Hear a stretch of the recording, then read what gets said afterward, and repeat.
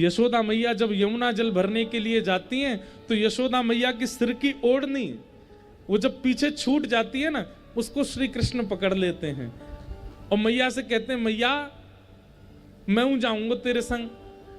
मैया बोली लाला तू खो जाएगा, मैं तो 2 हाथन से मटकी पकड़ूंगी तो कौन संभालेगा। तो ठाकुर जी कहे मैं ओढ़नी पकड़ के चलूंगा। और जब यशोदा मैया जाती हैं तो ओढ़नी को ऐसे दोनों हाथों से पकड़ के कहीं मैं खो ना जाऊं, वो परमात्मा पीछे पीछे चलता है। तब आकाश में देवता कहते हैं जय हो यशोदा मैया, पूरे ब्रह्मांड का निर्माण करने वाला खुद डर रहा है कि मैं खो ना जाऊं और आपकी ओढ़नी पकड़ के चल रहा है। और उसी समय गोपियां अपने अपने घर की खिड़कियों में बैठ जाती हैं हाथ में मक्खन लेकर के, और सबको पता है कन्हैया जा रहा होगा। तो यशोदा मैया तो नीचे देखते हुए चलती हैं, इतने में वो गोपियां खिड़की से अपने हाथ में मक्खन रख के ऐसे बाहर कर देती हैं।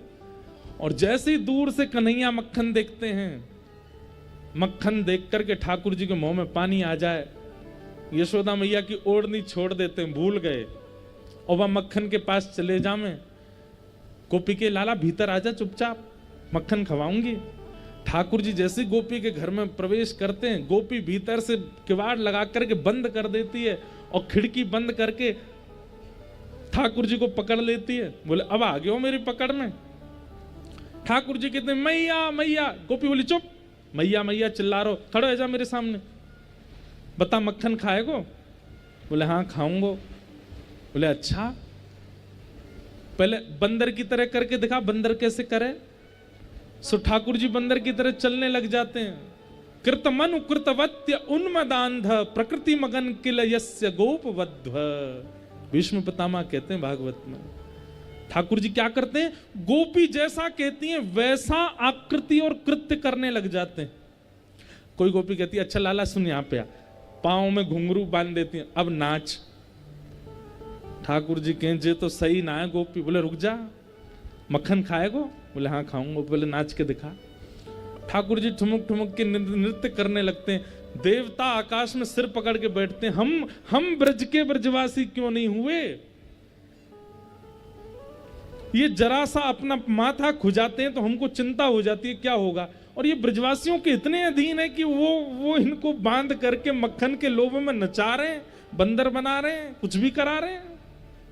तभी तो रसखान लिखते हैं ताही अहीर की छोहरिया छचिया भरी छाछ पे नाच नचावे। छाछ के लिए परब्रह्म नृत्य करने लग जाता है। व्यास जी आपने कहीं लिखा अपने ग्रंथों में ये बात? नहीं। आपने भगवान के स्वभाव का वर्णन नहीं किया और भगवान के भक्तों के स्वभाव का वर्णन नहीं किया, इसलिए अभी तक आपका मन अशांत है। यदि आप चाहते हैं कि आपको संतुष्टि का अनुभव हो तो ठाकुर जी के सुंदर स्वभाव का वर्णन करो, क्योंकि न यद्वचश्चित्रपदं हरेर्यशो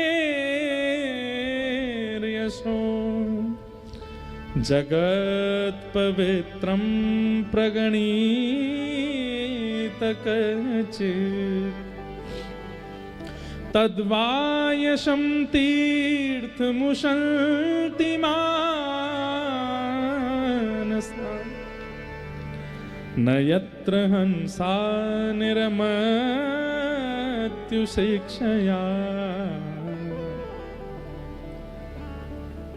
जिस प्रकार जिस कीचड़ में कोय स्नान करते हैं वहां कभी हंस नहीं आया करते।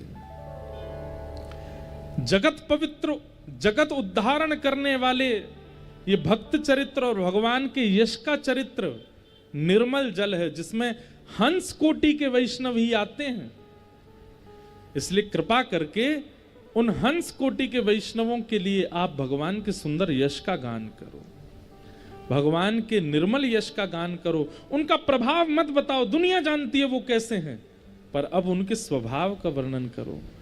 वही श्री कृष्ण जब वंशीधारी बनते हैं, वही श्री कृष्ण जब त्रिभंग लली बनते हैं, वही श्री कृष्ण जब पाग टेढ़ी सी धारण करते हैं, यशोदा मैया के लाला बनकर के आते हैं, तो कैसे लगते हैं, कृपा कर उनके उस स्वरूप का वर्णन करो।